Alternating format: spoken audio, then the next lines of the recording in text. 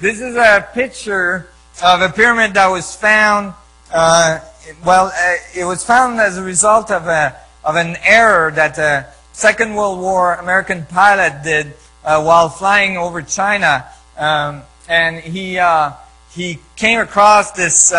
He was lost, and he came across this pyramid and took a black and white picture of it. And it was published, and a lot of people screamed to hoaxes and everything. And I used to never show that in my presentation because there was too much controversy about it. There's over 100 different pyramids in China.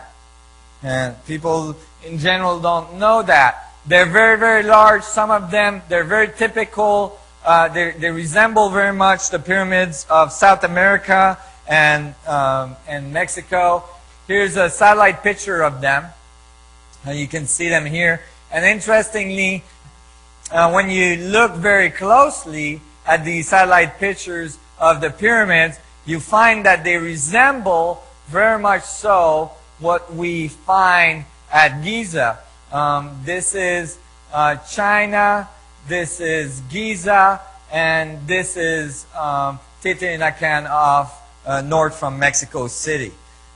Same angles, same alignments, and all of these alignments match the stars of the belt of Orion. And that I find very interesting.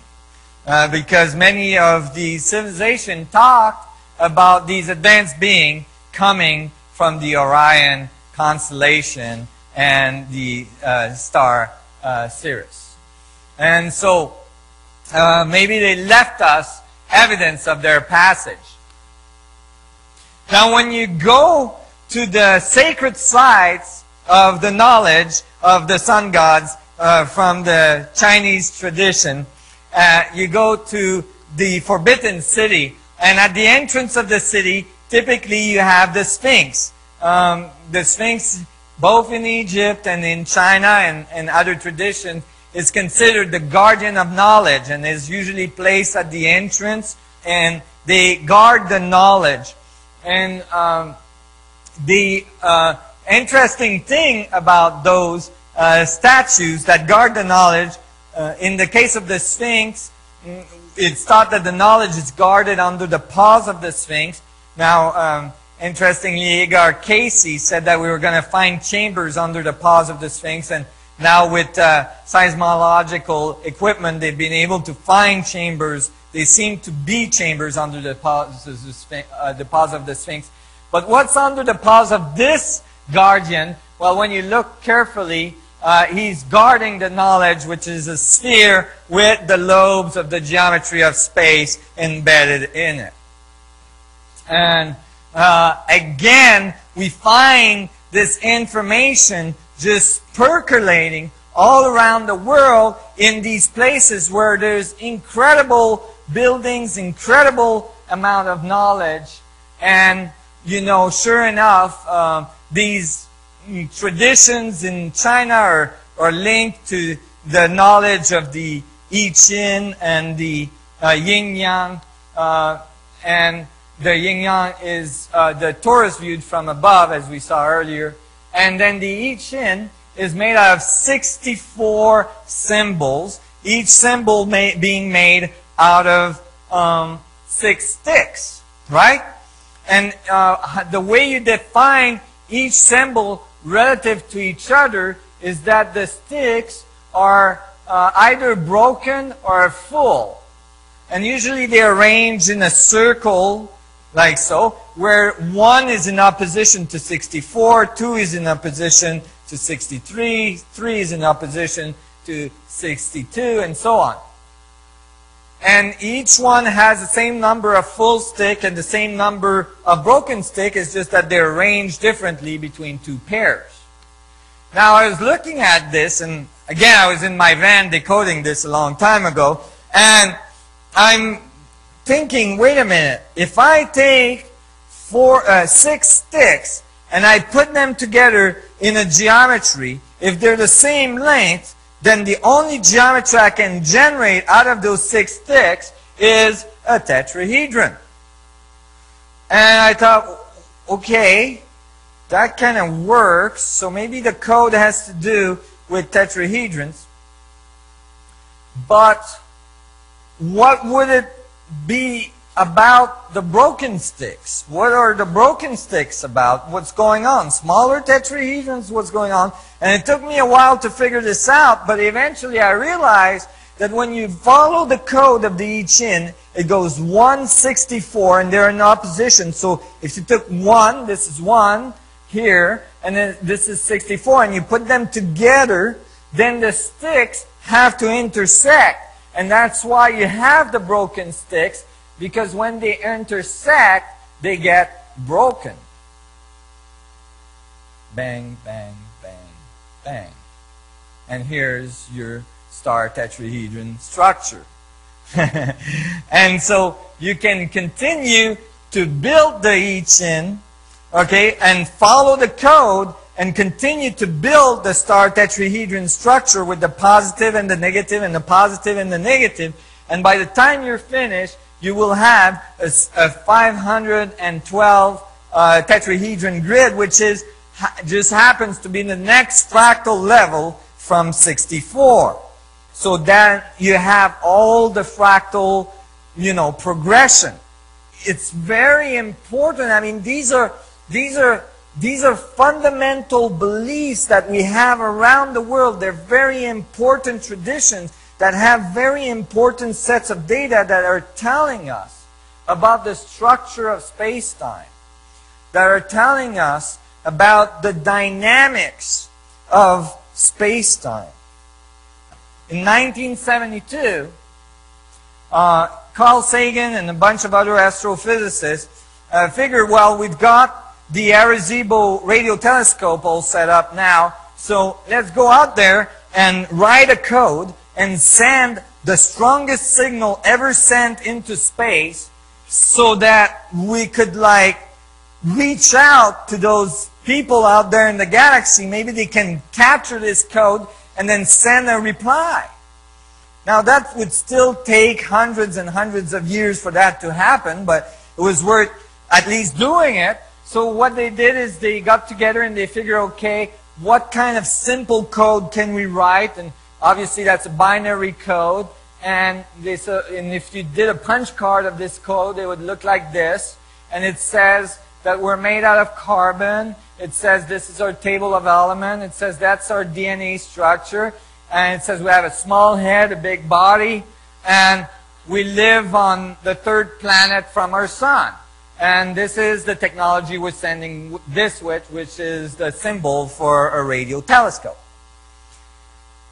Well, nothing happened, obviously, because it would take hundreds of years for that to come back. But that's assuming that they're way out there. If they are close to us, orbiting, in our solar system, they would have got it very, very quickly. In any case, it wasn't until 2001, I believe, that the reply came back. Did you know that we had been talked to directly? Well, right beside a radio telescope that's typically hired by SETI to listen for extraterrestrial signals, a crowd circle occurred in the middle of the night right across from the highly secured gate, which has guards and infrared cameras and everything. And this crowd circle came together, this reply punch card came together with a mugshot. Right? They thought we'll give them a little bit more than a binary code.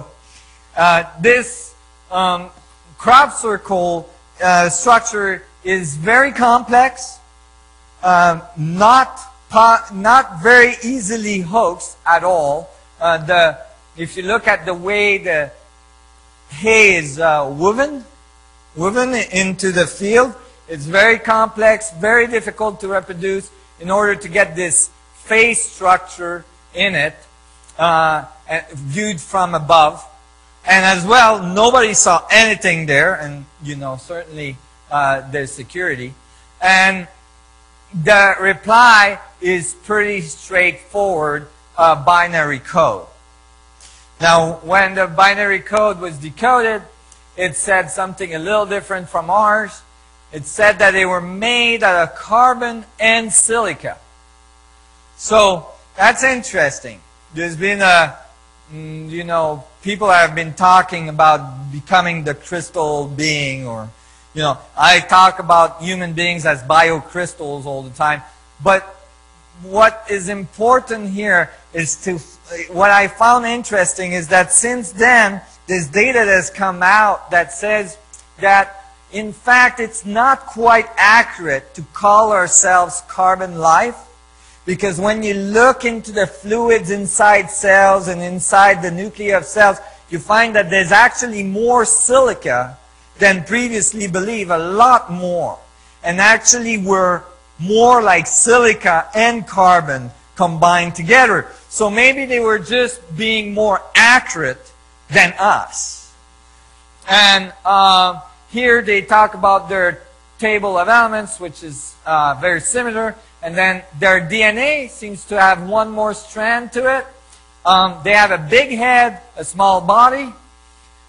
They live on 3 of the planets in their solar system, and the third one has 4 moons. And this is the technology that they're sending this with. And I mean, this should have made the 5 o'clock news. But it didn't. And, it's interesting that the SETI comments on this was, well, you know what? The radio telescope was right beside it. So why didn't they just send a radio signal? Right? And if this is true, why didn't they just send a radio signal? And my reasoning for that, my answer to that is that, well, maybe they wanted the rest of the world to have the information. Because if they would have sent a radio signal, I assure you that stuff would have not made it on the local radio station. So this is really first contact. This is them talking back. Are we listening? Well, interestingly, when I looked at the bottom of that punch card, I was very, very intrigued, going, well, what is that technology down there? I'd like to know. Maybe it works with what I'm doing. And sure enough, you see, but you can't do anything with it because it's so low resolution. The code is so simple. So I couldn't really do anything with it. And then it was found that the exact same field in England, a year prior to this card, this punch card appearing in it, across the same radio telescope, they had given us the answer to what's at the bottom of the punch card. The exact same geometry. They had given the answer before we asked the question. The same radio telescope with the same security guards and all this. They didn't see nothing. And this, again, is a beautiful fractal division of space based on tetrahedral arrays. Again, here we see singularity, boundaries formation, and then duplication of the boundaries with radial expansion in a tetrahedron array. So we have huge stones that in some cases are found hundreds of miles from the quarry where they were cut. Extremely precise buildings all around the world. Ancient societies, oral and written traditions that talks about sun gods coming from the stars. And even today, thousands and thousands of very powerful evidence of unidentified flying objects. You might wonder, why are these beings not communicating with us directly anymore? Well, that may be because our society has grown to be quite violent. However, couldn't we learn from the information they left for us thousands of years ago?